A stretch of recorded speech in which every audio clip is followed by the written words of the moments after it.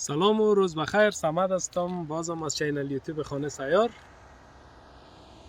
ما فعلا در جزیره لوفوتن هستم در شمال ناروی. برخلاف انتظار هوا بسیار گرم است، بسیار هوای خوب، یعنی میال 16 درجه است که اصلا توقعش هم نداشتم. دیگه آمدیم اینجا در یک پارکینگ استاد کردم. شوق ازم طرف مرز حرکت کردم، مرز سویدن و ناروی. دیگه آمدم آنمون رقم تا که هوا تاریک شد. یک 2-3 ساعت رانندگی کردم و پیش آمدم، باز هوا بسیار تاریک شد. یک بغلک استاد کردم یک جای دیگه. شب همونجا تیر کردم، بسیار شمالک هم بود، بسیار باران هم بود، طوفانی بود. موتر همه شور میداد که میگفتم مال چپه میکنه. صبح باز خستم اونجا، خوب یک پارکینگک بود. صبح در روشنی دیدم یک دریاچه‌ک داشت، بسیار یک منظره‌ک خوب داشت.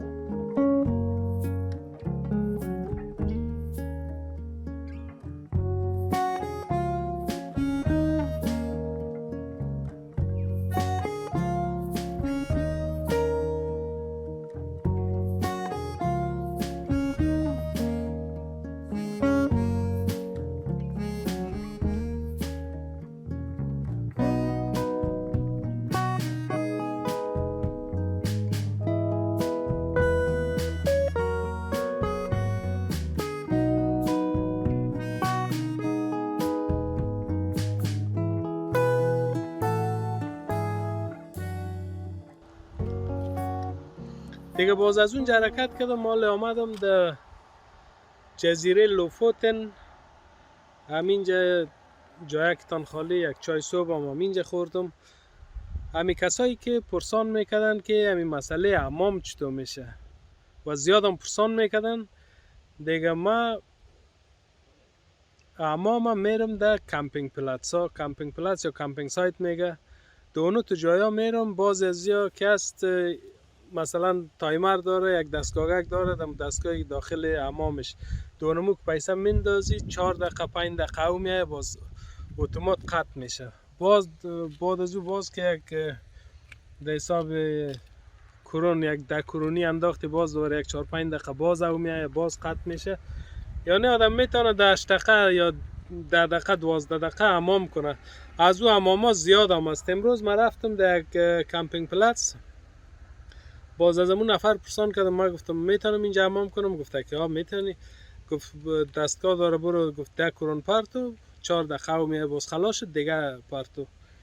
باز ما گفتم ما کرون ندارم. بسیار برخورد خوب کردمی که میبینه که از یک مملکت دیگه میایه، بسیار یعنی خوب برخورد میکنن. دیگه گفته که کدام مشکل نیست. گفت من میتونم برای 10 کرونی بتم هر چقدر میخوای میتونی که کارت پرداخت کنی. باز از پیشش یک 4 دانه 10 کرونی گرفتم، پیسهش که کارت دادم. باز رفتم اونجا حمام کردم. 2 دانش هم زیاد کار نشد دیگه. باز پس بر آمدم دیگه. کمپینگ پلاتس ها کسایی میایه مثلا که شب اونمونجا در تابستان خیمه میزنه، یا که از امون خانگه ها از خودشان کرا میگیره، یا باز مثل خانه سیار واره یک کمپر میبره اونمونجا خو میشه، از امکاناتشان استفاده میکنه. ولی در مقابل پول مثلا از ماشین لباسشوییش استفاده میکنه، از برقش استفاده میکنه، از امی حمام و تشناب و چیزایش استفاده میکنه. شب همونجا میباشه. ناروی یک ذره قیمتی هم هست، معمولا 20 تا 30 یورو از یک موتر و یک نفر میگیره اونمو کمپینگ پلاتس ها. باز برای من تو بسیار کم پیش میاد که من برم شب اونجا خو شوم 20 یورو بتم که از اوی امکاناتش استفاده کنم. مو تو نمیکنم، فقط باز جایا میرم اونمو یک حمام میکنم، 1 یورو 2 یورو میتم میبرایم دیگه. برای خو شوانه هر جایی که گوشه کردم در بغل سرک اونمونجا خو میشم، جای خود جور میکنم. این موتر ما که از خانه سیار خرد از جمله موترهای خرد میایه، میتونه آدم در پارکینگ استاد کنه. بعض پارکینگ ها هست که نوشته است که نو کمپینگ، یعنی موترهای کلان اجازه نمیده ولی موترهای خرد استاد است. ما هم که در پالی اونها استاد میکنم هیچ کدام مشکلی نیست دیگه. یعنی یک مسئله حمامش است که باز دینی کمپینگ پلتس ها میرم دیگه. مو اول هم که ما این موتر جور کردم این مسئله حمامش مد نظرم بود. من میخواستم چرت زدم که اگه شوه به خاطر حمامش همی موترهای کلان جور کنم.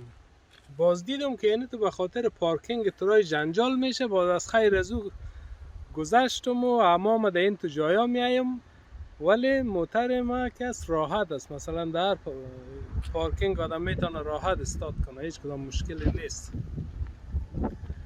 دیگه. همون که خواستم بگویم برای کسایی که پرسان میکرد که همی حمام چطور میشه، اینجا مشکل حمام و تشناب و دستشویی گپا نیست، حل میشه دیگه. در آلمان که باشه، آلمان خود در اتوبانا همی هایوی هایش بلا استثناء در کل پارکینگ های از این جایی که تانگتیل است شاور آمد 3 یورو میگیره. هر قدری که استفاده کنی، هر قدری او مصرف کنی یا دیر کنی، اونم 3 یورو خود میگیره دیگه.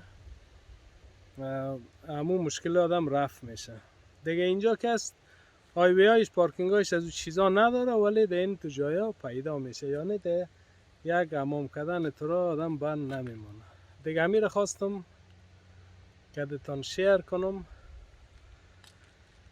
دیگه. سفر ما ادامه داره انشالله که بر شما خسته کن نشه. تا آخر سفر همراه ما باشین. شب و روزتان خوش. خداحافظ. چای صبح نخوردیم، بچه ها میخواییم یک چای برای خود جور کنم.